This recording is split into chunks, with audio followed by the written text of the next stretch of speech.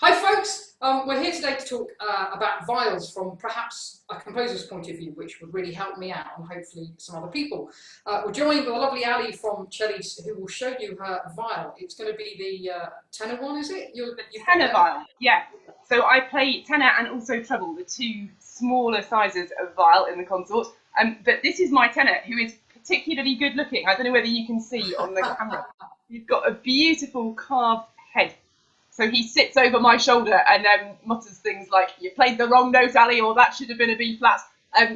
He's got really beautiful carving all the way They're round. amazing. All viols have these sort of figureheads on them, don't they? Like ships. Yeah, So exactly that. So where you'd have a scroll on a violin or cello, we get all sorts of really interesting things actually, often human heads, but occasionally animals and things carved on the top of them. yeah, not we hasten to add, not real human heads. These are carved human heads.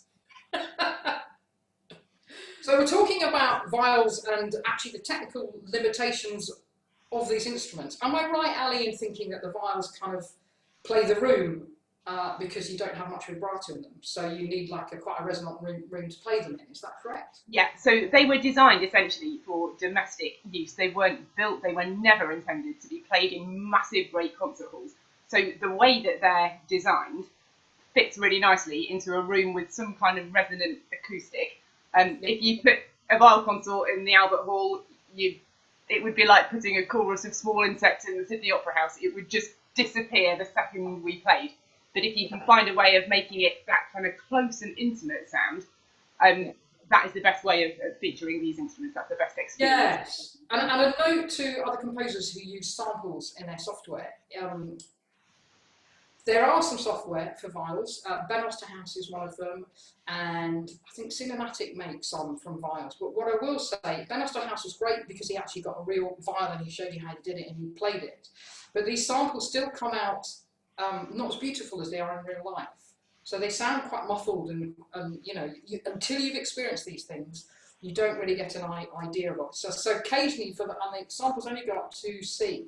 And as we know, the treble goes up to what? I think the top string is D, and it can go up. The top fret at the top string of the treble is the A, just off the top of the treble bass. Comfortably go up to there. Yeah. Yeah. We charge extra if you want us to play off the frets at the top. Yes, but it's a bit dangerous. So that's just a note for composers who are trying to use samples to put some viol music in. And also they tend to sample just either the bass viol or the tenor viol. So what I've done I quite often record stuff as I'm writing to give people an idea of what I've written, even though it's all written down, it's good to hear it. So what I use is a viola sample for the treble viol when it's high. Okay. And that kind of makes sense. It kind of gives you that similar sort of sound. Yeah.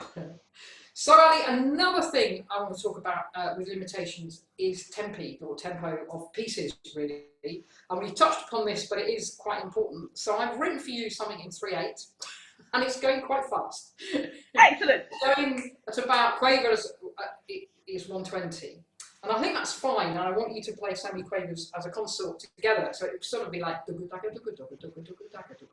that's possible, isn't it? That's okay on viol. It is possible. Yeah, definitely. So things that if you like, the part of the history of these instruments is one of the reasons that we died out is that essentially people built massive, great big concert halls and stocking great theatres where they wanted the smallest number of musicians possible to make as much sound as they possibly could. So on a viol, our bow hold is what we call underhand bow hold. So the bow sits, I don't know how clearly you can see. You're only viol, but you're underhand as It's true. You've got to be careful how you edit this, because it could sound very different to what we're intending. Overhand bow hold developed later. And it's not just the way that we hold it, but the shape and what I call the aerodynamics of the bow changed. And with an overhand bow hold, you get much more attack. And with strings that developed later that were metal wound, rather than the strings on a viol are completely made of gut, and the tension of them is much lower. So the result is that they don't speak quite as cleanly or as immediately or as incisively. So if we play really quickly, you're just going to hear lots of kind of guts hissing and fizzing, and actually not very much note. Whereas with an overhand bow hold, strings that are slightly higher tension and then metal wound strings, they speak much more immediately. So you get that much more dramatic and much more kind of much greater clarity, if you like, once you get beyond a certain speed. So it's not that we can't play at speed, but you lose some of the incisiveness of the rhythm, if you like. Are we safe? So my question is, are we safe at that tempo? Yeah, why not? Good. If we have enough chocolate in the interval, we'll be fine. Yeah. So it's just like and it's over quite for maybe 2 or 3 minutes like that. Yeah. We can do that. Wind it up. Watch us go. We'll be fine. Because one of the things we discussed about this was balancing the percussion against the viols, and the percussion is obviously a lot louder than the viols, and the viols are a lot quieter. So one of the ways we discussed getting around this was actually in parts for the excitement was to make the viols play a bit faster.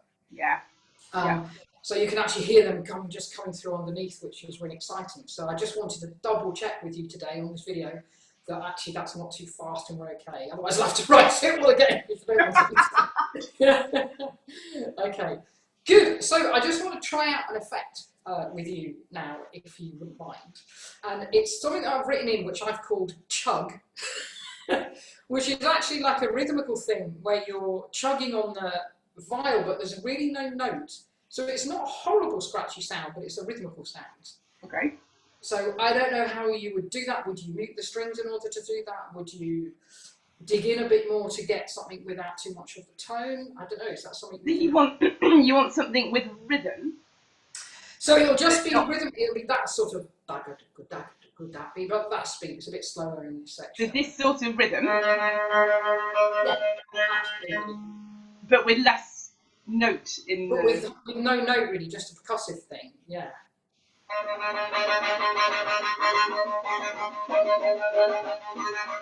There's still quite a lot of pitch in there, isn't there? Yeah. If you just lightly muted the strings, what would happen?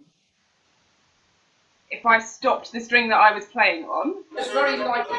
That's it. That's so you get the squeak. Yeah, that's it. Yeah, the rhythmic, all you've got there is the rhythm, but no actual pitch because... That's the one. Yeah. Excellent. So we have a bit in this piece which is alarm, you know, the bells remind us of alarm and things like that. So this is this sort of effect in this section. Part of the idea of this whole piece is not only to listen to bells and the resonance, but to find out what they mean to us. And so, you know, you won't hear bells throughout the whole concert because it would be too much. So things like that. Okay, thanks, that's great. So the other thing I'd like to talk about is harmonics on the viols, and I think they're a bit different than they are on the strings, and am I right in thinking they're a bit harder to do? Some of them. So we've got frets on the fingerboard, which are very useful for certain things and slightly intrusive when it comes to other things. So the principle of harmonics is that if you take a string at whatever pitch, if you divide that string in half, this is just physics, you get a sound that's an octave higher. Well, that's still true here. So if I split that string in half, I get an octave above. And if I split the half in half again, so a quarter of the way along,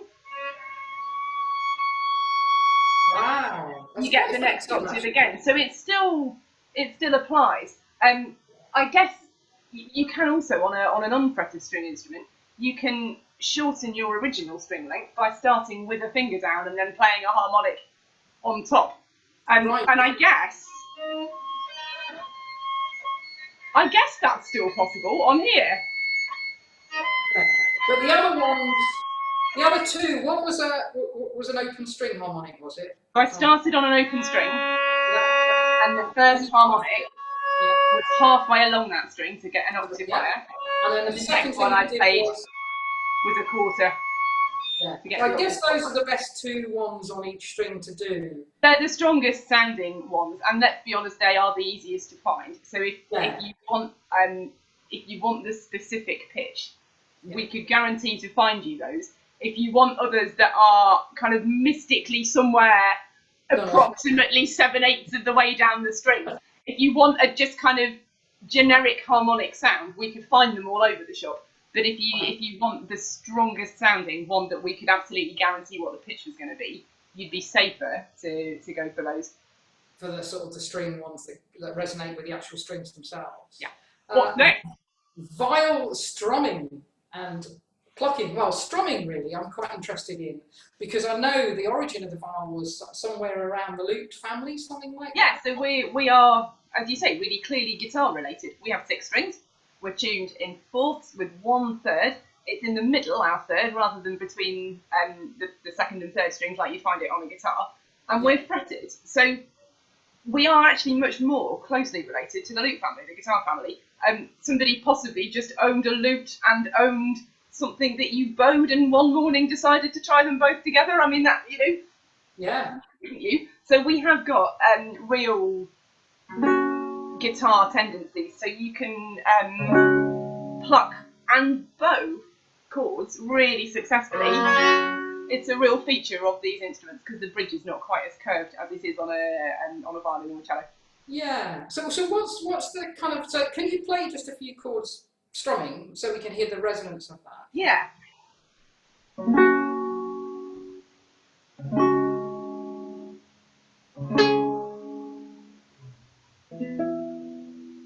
It's really beautiful, actually. Yeah.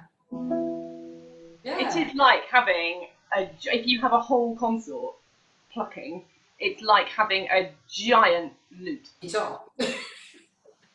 Yeah. Yeah. It is one of our favourite ways to play, and partly again because we're fretted, the resonance of any individual pizzicato note is as resonant as any open string. Yeah. So you can't pick a bad note. I mean, there are notes that are more naturally resonant than others, but the pizzicato-ness just has this beautiful kind of blossoming resonant sound. And if you multiply that up by all 4 or 5 of us in a consort, it is the most fantastic sound. Yeah, so this is something I'd like to explore with you all at some point in the piece, and it might come towards the end of the piece when we're sort of cranking up for the cascade of bells, and we might start with something like that. I'm thinking off the top of my head, but it might be lovely just to start with this cascade of viols strumming. Yeah. That'd be really nice. So what do I need to know when I'm writing for it as limitation of like handspans and things? Yeah, so I distinctly remember a conversation with you where you had a fingerboard marked out and you had it to hand. So essentially anything that we've got 4 fingers. We've got, there you go, that's exactly the one.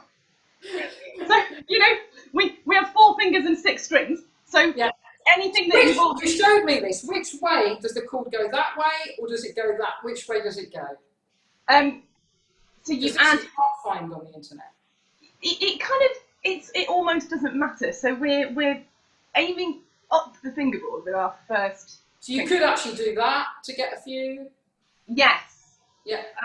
You've got to watch that you don't end up with just notes that are too far apart and unreachable. Naturally, it's the way that I'm holding it. Exactly. Yeah, exactly. That's the natural way. And I think I wrote a diagram last time I spoke to you. Yeah. And I did it across. Because that's one thing you can never find. You can see people playing these, but you're looking at mirror images the whole time, and it's really hard to tell which way the chords go. But we can, you know, you can have you can rearrange your fingers into any kind of shape. So we don't have to have them in that order. No. You can take one over there and one back here, and anyway, so we're pretty flexible. But there are only 4 of them. So I mean, those are the limits. So I guess if you're writing, say, with 2 open strings and 2 with fingers on it, it's more flexible than... Absolutely, yeah. So there's no reason why we couldn't have a 6-note chord. It is definitely possible. It's just that it can't be 6-fingered notes. We can bar first finger barred across several strings like you can on the guitar. That's possible here too. Yeah. What might be really interesting as well is having one sort of more plucking at the bottom and some strumming at the top, and you know, so it's mixing it all, which might be interesting. So that's great. So just before we finish this very brief look at some of the techniques, I was thinking about some extended techniques, and you mentioned or we have talked about how it's related to lutes and the guitar family of instruments. Yeah. What would happen if we got a plectrum and played some of those things? Because it would bring more clarity to some of that fast rhythm. Yes, it would. Yeah.